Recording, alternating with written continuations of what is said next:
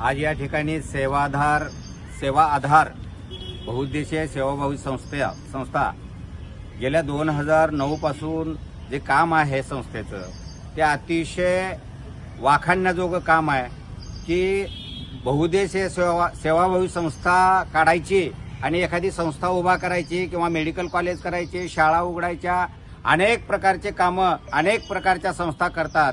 परंतु सेवाधार या संस्थेचं काम या जगामध्ये मला वाटत नाही की अशा पद्धतीचं निस्वार्थपणानं काम करण्याचं जी काम विडा उचललेला आहे या सेवाधारच्या टीमनं, त्याबद्दल मी अगोदर एक मानव जात म्हणून मी यांचं शतशः आभार व्यक्त करतो.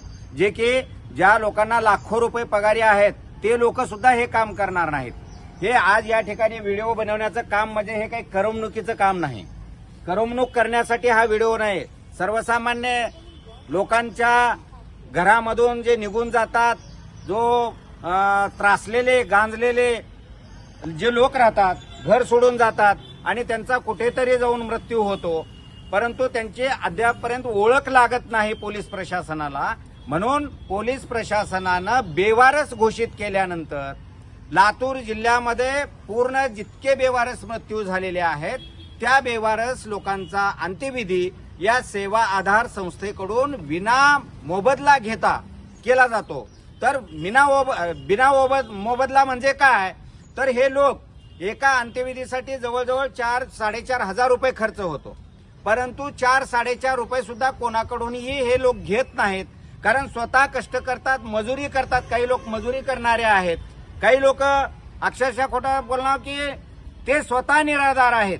तरी पण या बेवारसासाठी आपल्या लेकरा बाळांची पुंजी जी ठेवलेली आहे, प्रत्येक जण 500-500 रुपये जमा करायचे आणि बेवारसाचा अंत्यविधी करायचा. हे अतिशय हे काम म्हणजे आता त्या शब्दच नाहीत आमच्याकडे. तर आज 2009 पासून आता हिंदू धर्म संस्कृतीप्रमाणे केलेल्या का जे अंत्यविधी आहेत त्या 1000च्या जवळ आहेत आणि लिंगायत, ख्रिश्चन आणि मुस्लिम धर्माच्या ज्या अंत्यविधी केलेल्या आहेत त्या दफनविधी आहेत. आता जो ठेवा ठेवलेला अस्थीचा ठेवा आहे, हा आपण हिंदू संस्कृतीमध्ये अस्थि विसर्जन करतो, परंतु या संस्थेकडे आज अवस्था अशी आहे की ही संस्था जवळजवळ 2-2.5 लाख रुपये कर्जामध्ये आहेत. कुणाचे लाकडाचे पैसे देणं आहे, कुणाचं जेसीबीचे पैसे देणे आहेत, अनेक प्रकारच्या या संकटामध्ये आहेत. तर मी या लातूर जिल्ह्यामधील व्यापारी, सरकारी नोकरदार, जे काही उद्योगपती आहेत त्यांना विनंती करणार आहे या व्हिडिओच्या माध्यमातून की या संस्थेला तुम्ही हजारो बालाजी मंदिरला दानधर्म करता, साईबाबाला जाता दानधर्म करता, पंढरीला जाता दानधर्म करता, यानंतर हळदीला जाता दानधर्म करता. बाबांनो, त्या ठिकाणी दानधर्म करून तुम्हाला काही साध्य होणार नाही. हेच जर देणगी जर तुम्ही या संस्थेला दिली तर अतिशय पुण्याचं काम या संस्थेकडून केलं जात आहे. तुम्ही बघताय या ठिकाणी मी माझ्या या संस्थेच्या लोकांना बाजूला सरकण्यासाठी सांगतोय की हे प्रत्येक एका गाडग्यामध्ये एका माणसाची अस्थी आहे. तर ह्याचा विधिवत विसर्जन करणं कर्तव्य समजून गेल्या 2009 पासून हा ठेवा ठेवलेला आहे या संस्थेनं. याचं मोल करू शकणार नाही आपण. तर मी हा व्हिडिओ फक्त विनंती करण्यासाठी करतोय की सर्वसामान्य जे काही माणूस म्हणून जगतात, व्हिडिओ बघून डिलीट करणाऱ्याला आम्ही किंमत देणार नाही, कारण त्यांच्याकडे माणुसकीच नाही.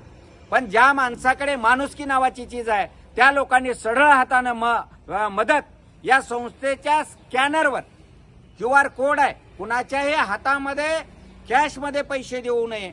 आपण QR कोडवर या संस्थेला मदत करावी, जेणेकरून भविष्यामध्ये ज्या काही अंत्यविधी होणार आहेत हा जो अंतिम संस्कार करायचा या अस्थीवर, या कार्यक्रमासाठी आपण सर्वांनी मदत करावी अशी अपेक्षा व्यक्त करतो. आणि येणाऱ्या काळामध्ये तुम्हा सर्व नागरिक म्हणून जगणाऱ्या लोकांसाठी मी एक विनंती करणार आहे की बाबांनो, की तुमचं सुद्धा सत्कर्म या अशा कामाला लागू द्या, एवढी विनंती करतो आणि तुमच्याकडून मदतीची अपेक्षा करतो. जय हिंद, जय महाराष्ट्र, जय भीम, वालेकुम सलाम.